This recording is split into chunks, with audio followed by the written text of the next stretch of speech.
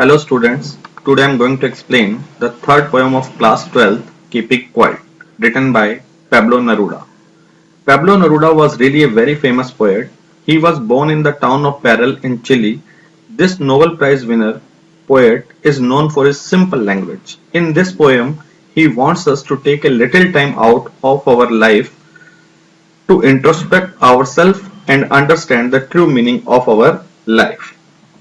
Now I read out the poem. Now we will count to 12 and we will all keep still. For once on the face of the earth, let's not speak in any language. Let's stop for 1 second and not move our arms so much.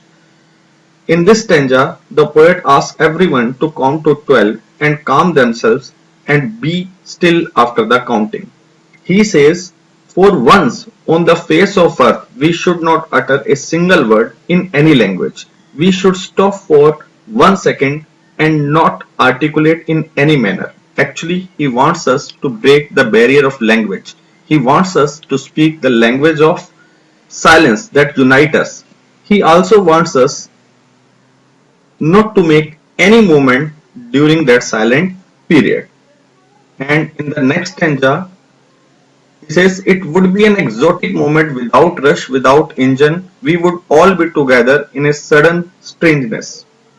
The poet says there would be no hurrying and no noise of machine. In this silence, we will all feel themselves to be together. Together, the people will suddenly experience a strange feeling of togetherness. It would be strange because we have never experienced such thing where everything stops. And in the next stanza, he says, fishermen in the cold sea would not harm whales, and the man gathering salt would look at his hurt hand.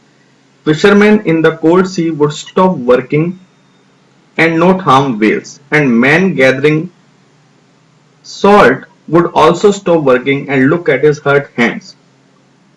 He means to say that whatever we do without analyzing is harmful either for ourselves or to the others. Then he says those who prepare green wars, wars with gas, wars with fire, victory with no survivor would put on clean clothes and walk about with their brothers in the shade doing nothing. He means to say those who prepare for war out of jealousy, wars with gas and war with fire can surely win the war, but only after causing death and destructions. They would no longer spend their lives fighting their enemies. They would put on clean clothes and walk about with their brothers, whom they previously thought to be their enemies. They would move in the shade of trees doing nothing at all. But in the next stanza, poet says, what I want should not be confused with total inactivity. Life is what it is about. I want no truck with that. The poet doesn't want to be misunderstood. He doesn't mean that we should stop all activity. He says that we should remain silent, inactive for some time, for silent introspection. He says that he has nothing to do with death. It is only after death that the person cannot do anything. And in the next stanza, the poet says, if we were not so single-minded about keeping our lives moving and for once could do nothing, perhaps a huge silence might interrupt this sadness of never understanding ourselves and of threatening ourselves with death. He says we all are single-minded because we always think how to keep our life moving. We are always sad because of never understanding ourselves. And we are in a constant fear of death. We want to accomplish all our tasks in a hurry. And in the last stanza, poet says, perhaps the earth can teach us, as when everything seems dead and later proves to be alive.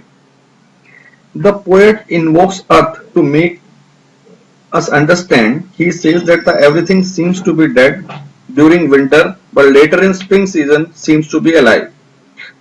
The new beauty and new color are added to it.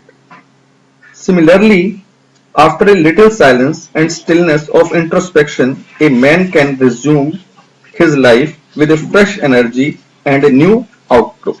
And in the last two lines, now I will count up to 12 and you keep quiet and I will go.